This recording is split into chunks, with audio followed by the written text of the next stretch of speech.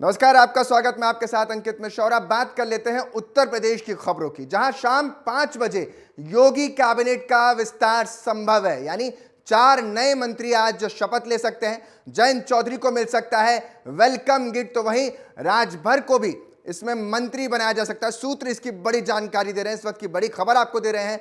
जहां राजभर को मंत्री बनाया जा सकता है, तो वहीं वेलकम गिफ्ट जयंत चौधरी को मिल सकता है। यानी 4 नए मंत्री ले सकते हैं आज शपथ ग्रहण, यानी मंत्रिमंडल विस्तार में शपथ ग्रहण लेते हुए नजर आएंगे आज उत्तर प्रदेश में। तो साफ तौर पर 2 रोज पहले ही मुख्यमंत्री आनंदीबेन पटेल यानी राज्यपाल से मिलकर आए थे, जिसके बाद से कयास लगाए जा रहे थे कि सोमवार तक हो सकता है मंत्रिमंडल विस्तार। और अब इसकी कवायदों को तेज करते हुए जो जानकारी निकलकर सामने आ रही है, उसके अनुसार आज मंत्रिमंडल विस्तार यानी मंगलवार और मंत्रिमंडल विस्तार, इन दोनों की खबरों पर लगातार हमारी नजर बनी हुई है। शाम 5 बजे योगी कैबिनेट का विस्तार, जो जानकारी निकलकर सामने आ रही है, ओम प्रकाश राजभर को आज मंत्री पद मिल सकता है। लंबे समय से इंतजार कर रहे थे, यहां तक आतुर हो चुके थे कि ये तक कह दिया था कि अगर इस बार भी राजपाट नहीं मिला तो होली नहीं मनाएंगे। और अब होली मनाने की उनकी जो कवायद या यूँ कह लें उनकी जो इच्छा थी, वो पूरी करती हुई योगी सरकार नजर आएगी। तकरीबन 7 से 8 महीने का लंबा इंतजार उन्होंने सरकार में आने के बाद किया है, यानी एनडीए में शामिल होने के बाद किया है। अभिषेक मनी त्रिपाठी मेरे साथ ज्यादा जानकारी के साथ फोन लाइन पर जुड़ गए। अभिषेक, आज मंत्रिमंडल विस्तार संभव है, किन किन चेहरों पर मुहर लग सकती है? जी बिल्कुल, देखिए लगातार जो है कि लंबे समय से कयास लगाया जा रहा था कि जल्द ही मंत्रिमंडल विस्तार होगा, और जिसको लेकर आप जो आज जो बात की जा रही है वो उसमें जो नाम आ रहे हैं खुल के सामने, ओम प्रकाश राजभर की बात करी जाए, दारा सिंह चौहान की बात की जाए, सुनील शर्मा जिनके पास आज ही पता चला, अभी सूत्रों के हवाले से खबर मिली है, जिनको फोन करके बुलाया गया है। रालोद की बात करें तो अनिल कुमार को बुलाया गया है। तो मुख्यमंत्री से मिलने भी ये लोग पहुंचे हैं उनके घर। बात करें तो लगातार ओम प्रकाश राजभर के यहाँ भी लोगों का तांता देखने को मिल रहा है, और जिन मंत्रियों के पास फोन जाता है हमेशा से कयास लगाया जाता है कि उनका नाम जो है मंत्रिमंडल विस्तार में आएगा। और अगर बात करें तो जब से जो गठबंधन हुआ है उसको देखें तो ओम प्रकाश राजभर का नाम सबसे आगे था, दारा सिंह का सबसे आगे था, सुनील शर्मा के पास भी आज फोन गया है। तो जाहिर सी बात है कहीं ना कहीं ये नाम जो है प्रबल दावेदार है जिनको आज मंत्रिमंडल विस्तार में जगह मिल सकती है। जी, बड़ी जानकारी दे रहे हैं। शाम 5 बजे तक मंत्रिमंडल विस्तार में आज कई नए चेहरे सरकार में जुड़ सकते हैं। ओम प्रकाश राजभर लंबे समय से इंतजार कर रहे थे, यहां तक कि कह दिया था कि होली नहीं मनाएंगे। अब उनके खेमे के लोगों के लिए, राजभर समाज के लिए अपने आप में ये बड़ी खुशी का समय है। अभिषेक जी बिल्कुल, देखिए लंबे समय से इंतजार कर रहे थे और लगातार जो है एनडीए गठबंधन में वो लगातार कार्य भी कर रहे थे, लगातार बीजेपी के समर्थन में जो उनका कार्य है उसको वो भी चल रहा था, और जो एक कयास भी लगाए जा रहे थे लंबे समय से, क्योंकि लगातार एक बात हो रही थी मंत्रिमंडल विस्तार की, लगभग पिछले 6 महीने से इस बात को किया जा रहा था। और अब लोकसभा चुनाव नजदीक आ गए हैं, ऐसे में एक बड़ा समाज है राजभर समाज, तो ओम प्रकाश राजभर का नाम आना जायज था क्योंकि लगातार एनडीए गठबंधन में जुड़े हुए हैं। और अगर बात करें सुनील शर्मा की, सुनील शर्मा को भी आज फोन गया है, 3 बजे राजभवन पहुंचने को कहा गया है। दिल्ली से भी कुछ देर में जो है वो वहां से निकल रहे हैं, तो ये भी एक सूत्रों से खबर मिली है। तो लगातार ये नए चेहरे की बात की जाए तो नए चेहरे में सुनील शर्मा का नाम नया चेहरा है। तो लगातार जो है कि सुनील शर्मा का नाम भी इसमें आ रहा है। आप खबर पर बने रहिए लगातार। अगली खबर की तरफ दर्शकों को लिए चलते हैं। 7 मार्च को बीजेपी अनुसूचित मोर्चा की राष्ट्रीय अधिवेशन, राष्ट्रीय अध्यक्ष जेपी नड्डा इसमें शामिल होने वाले। सीएम योगी भी इस अधिवेशन में शामिल होते हुए नजर आएंगे। अधिवेशन में 1 लाख कार्यकर्ताओं को आमंत्रित किया गया। बड़ी जानकारी दे रहे हैं आपको। तो यह अधिवेशन हो रहा है जहां खुद भारतीय जनता पार्टी के अध्यक्ष और मुख्यमंत्री योगी आदित्यनाथ इसमें शामिल होंगे। तो अनुसूचित मोर्चा का राष्ट्रीय अधिवेशन होने जा रहा है, यानी हर जाति को बीजेपी साधने की कोशिश में राष्ट्रीय अध्यक्ष जेपी नड्डा इस कार्यक्रम में शामिल होंगे। 7 मार्च को बीजेपी अनुसूचित मोर्चा का राष्ट्रीय अधिवेशन होने जा रहा है, और इस अधिवेशन में खुद जेपी नड्डा और मुख्यमंत्री योगी आदित्यनाथ भी मौजूद रहने वाले। बड़ी जानकारी आपको दे रहे हैं, आज ये बड़ी खबर आपको दे रहे हैं, जहां मुख्यमंत्री योगी आदित्यनाथ भी 7 मार्च को। अभिषेक मेरे साथ ज्यादा जानकारी के साथ जुड़े। अभिषेक, ये अनुसूचित जाति का मोर्चा का राष्ट्रीय अधिवेशन होने जा रहा है, इससे अनुसूचित जाति को क्या संदेश देने की कोशिश भारतीय जनता पार्टी करेगी? जी बिल्कुल, देखिए अगर भारतीय जनता पार्टी की स्ट्रेटजी की बात करें तो 7 मार्च को जो आगरा में जो बड़े स्तर पे जो होने जा रहा है अधिवेशन, इसका जो मुख्य है, जो पीडीए की बात अगर करते हैं, जो लगातार विपक्ष जो बीजेपी का आरोप लगाता है कि पिछला दलित अल्पसंख्यक को जो है दरकिनार करके लगातार सरकार काम कर रही है, उसको लेकर कहीं ना कहीं ये एक बड़ा क्या कहते हैं अधिवेशन होगा। आपने देखा होगा हाल में ही जो है अगर बात करें मुख्यमंत्री मध्य प्रदेश के, वो भी आए, यादव महाकुंभ का आयोजन हुआ। तो लगातार जो पिछला दलित अल्पसंख्यक ये पीडीए की आपने जो बात बड़ी बात लगातार कही, बोली क्योंकि जाती मैं है। भी इसी पर आने वाला था कि अभी हाल फिलहाल में 2 रोज पहले ही यहाँ पर यादव सम्मेलन हुआ और अब अनुसूचित मोर्चा के राष्ट्रीय अधिवेशन होने जा रहा है। तो ये जो पीडीए का जिक्र आप भी कर रहे हैं, मैं भी कर रहा हूं, तो ये पीडीए पर ही बीजेपी भी फ्रंट फुट पर आकर के विपक्ष को कहीं ना कहीं कटघरे में लाकर, यानी यूं कह लें निशाने पर ला रही है, सेंधमारी कर रही है। जी बिल्कुल, देखिए अभी तक जो उत्तर प्रदेश का समीकरण था वो राम मंदिर को लेकर था, जिसमें जो है जो भारतीय जनता पार्टी है वो उसमें 100 में 100 पाई है। उसके बाद से जो नया मुद्दा उठा कि पीडीए की बात हुई कि पीडीए को लेकर के अल्पसंख्यक दलित और जो है इन पे जो ध्यान नहीं दे रही है भारतीय जनता, उसको लेकर लगातार इस तरह के अधिवेशन किए जा रहे हैं। और आपने खुद देखा कि मोहन यादव आए, मध्य प्रदेश से सीएम आए, महाकुंभ का आयोजन हुआ। तो लगातार जो है भारतीय जनता पार्टी उन चीजों पर कहीं ना कहीं सामने धरातल पे ला रही है कि जो कार्य कर रही है, सबका साथ सबका विकास जो एजेंडा है भारतीय जनता पार्टी का, उसको कहीं ना कहीं जमीनी स्तर पर दिखाने की कोशिश कर रही है। जी जमीनी स्तर पर दिखाने की कोशिश कर रही है। मैं यहाँ पर देख पाता हूँ कि अनुसूचित जाति से अनुप्रिया पटेल भी आती हैं, निषाद पार्टी भी आज, मगर एनडीए खेमे की बात करूँ सिर्फ उत्तर प्रदेश में अगर खास तौर पर, तो निषाद पार्टी भी इनके साथ है। अब ओम प्रकाश राजभर समाज का भी वोट उनके पास आ गया, अनुप्रिया पटेल का पहले से ही उनके साथ गठबंधन आ, लेकिन इन तीनों खेमों को संभालना, क्योंकि तकरीबन प्रदेश की 50 सीटों पर इस बड़े समुदाय का वर्चस्व है, जहाँ तक मैं मानता हूँ असर पड़ता है, यानी अगर परसेंटेज में देखें तो इन तीनों को सहेजना कितना बड़ा मुश्किल भरा रहेगा। और आरएलडी भी इसमें आ गई अब तो, जयंत चौधरी।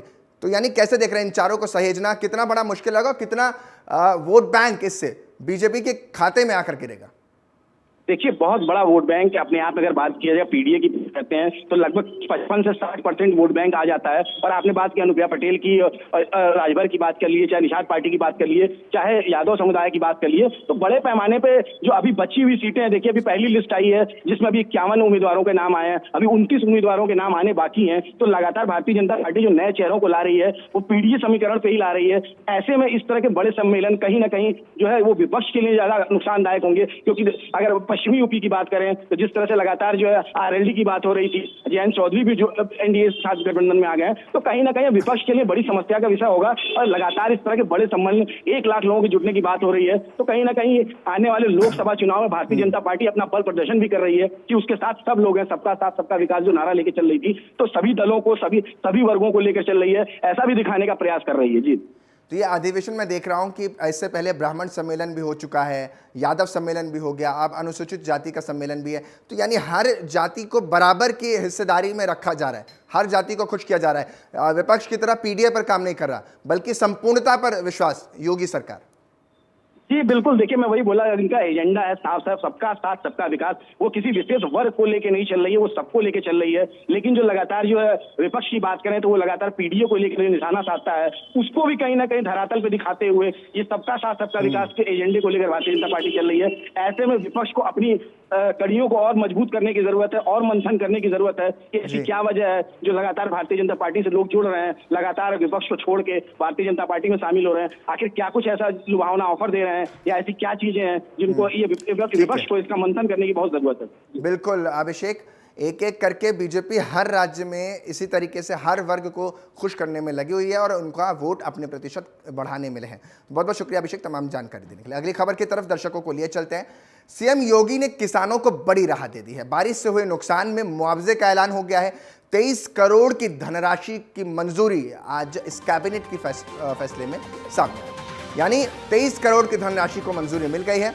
किसानों को इससे बड़ी राहत मिलने वाली है। बेमौसम हुई बारिश ने किसानों की आमदनी को ख़त्म कर दिया था। खेतों में बेमौसम की बारिश से फसलें बर्बाद हो गई थी। अब उस बर्बादी पर किसानों को फिर से योगी का सहारा मिल गया। 23 करोड़ की धनराशि सीधे सीएम योगी आदित्यनाथ ने ऐलान आज कर दिया है। तो यानी अब मुआवजे का ऐलान हो गया है, मुआयना होगा, मुआयने के बाद मुआवजा दिया जाएगा और मुआवजे के बाद ये कोशिश की जाएगी कि जो नुकसान हुई है उसकी क्षतिपूर्ति या भरपाई की जा सके, क्योंकि आपदा है, और ऐसे में सरकार किसानों के साथ खड़ी नजर आ रही है।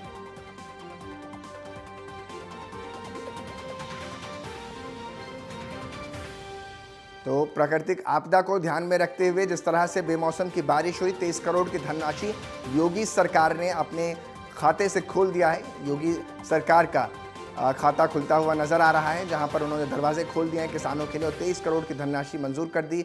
मुआवजे का ऐलान कर दिया है। जिन लोगों के जो किसान हैं उनकी फसल खराब हुई थी इस बेमौसम की बारिश से, जिसके बाद अब मुआवजे का ऐलान।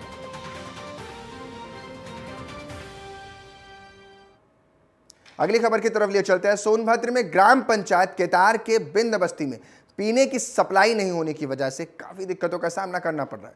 ग्रामीणों का कहना है कि वो इस मामले में संबंधित विभाग के अधिकारियों को कई बार अवगत भी करा चुके हैं, लेकिन इसके बावजूद भी मामले में अब तक कोई कार्रवाई नहीं हुई है।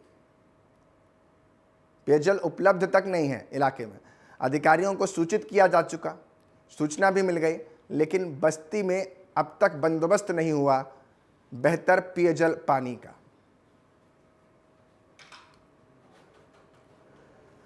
चाहिए गांव-गांव में। हर गांव में तो पानी चल रहा है। हर गांव में पानी चल रहा है, केतार में नहीं आ रहा है। अभी पाइप बिछी है कि नहीं? नहीं, पाइप नहीं बिछा है।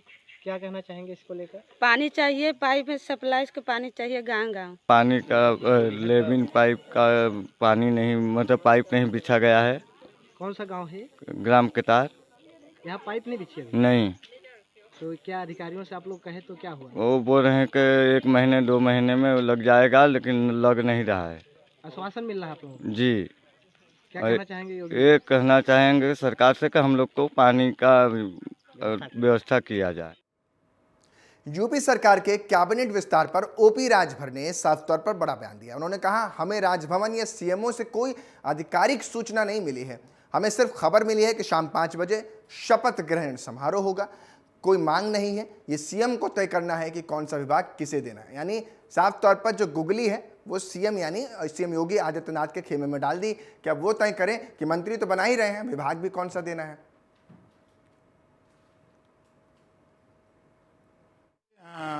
हम जैसे पहले थे आज भी हैं, कल भी रहेंगे, और ये कोई नई चीज नहीं है कि हमको नई चीज मिल रही है।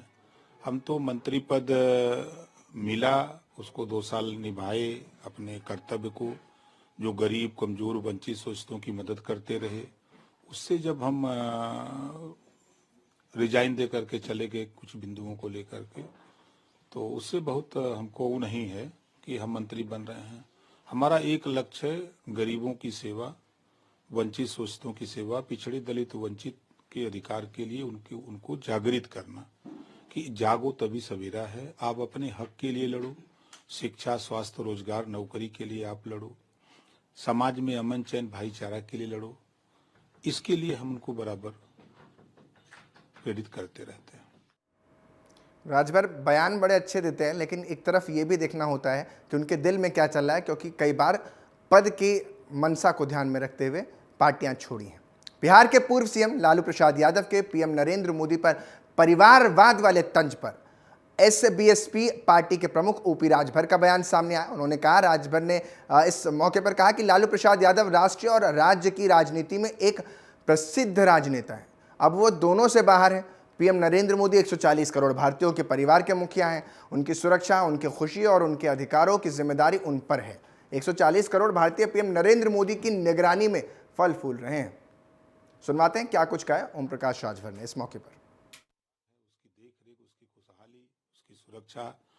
देखिए, वो लालू जी बड़े नेता हैं, अनुभवी हैं, और उनसे बहुत कुछ हमने सीखा भी है। पूरे देश की राजनीति में, प्रदेश की राजनीति में एक मजे हुए खिलाड़ी थे, और आज बेशक सत्ता से बाहर हैं, लेकिन उन्होंने जो बात कही है, अब उन्होंने अपनी विचार से जो कहा हो, और हमारे देश के प्रधानमंत्री माननीय नरेंद्र मोदी जी ने जो बात कही है, वो प्रधानमंत्री हैं तो 140 करोड़ जो परिवार है उसके मालिक हैं, उनका परिवार है, उसकी देख रेख, उसकी खुशहाली, उसकी सुरक्षा, उसको अधिकार, तो जिम्मेदारी तो माननीय प्रधानमंत्री जी की है। उत्तर प्रदेश पुलिस परीक्षा में भर्ती को लेकर के पेपर लीक मामले में पुलिस की जांच लगातार जारी है और उसी में यूपी सरकार ने इस मामले में एक अहम और बड़ा फैसला लिया। पुलिस भर्ती बोर्ड के अध्यक्ष रेणुका मिश्रा को पद से हटा दिया गया है और यह फैसला ले लिया गया है एक्शन में सीएम योगी आदित्यनाथ। और साफ तौर पर इससे पहले उन्होंने कहा भी था कि दोषियों को बख्शा नहीं जाएगा और अब उसके बाद एक एक करके लगातार एक्शन मोड में यूपी सरकार नजर आ रही है। रेणुका मिश्रा को उनके पद से, अध्यक्ष पद से हटा दिया गया।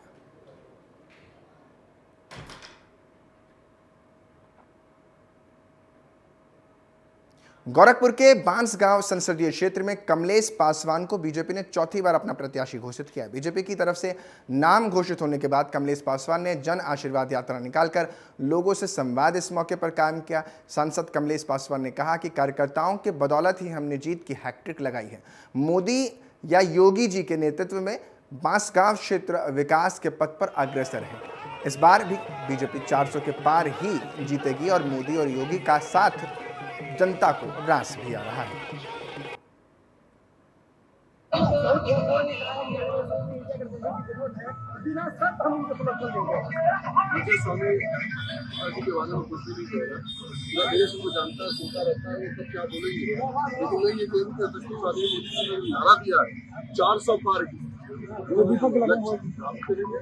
जो पिछले 10 वर्षों में मोदी के नेतृत्व में विकास की राजनीति कर रहे हैं, गाँव की राजनीति कर रहे हैं।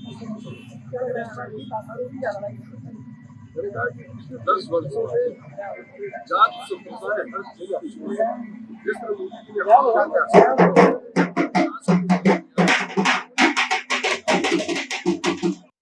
से कमलेश पासवान जो वर्तमान में सांसद भी हैं, चौथी बार भारतीय जनता पार्टी ने उन पर विश्वास जताते हुए और उन्हें उम्मीदवार घोषित किया है।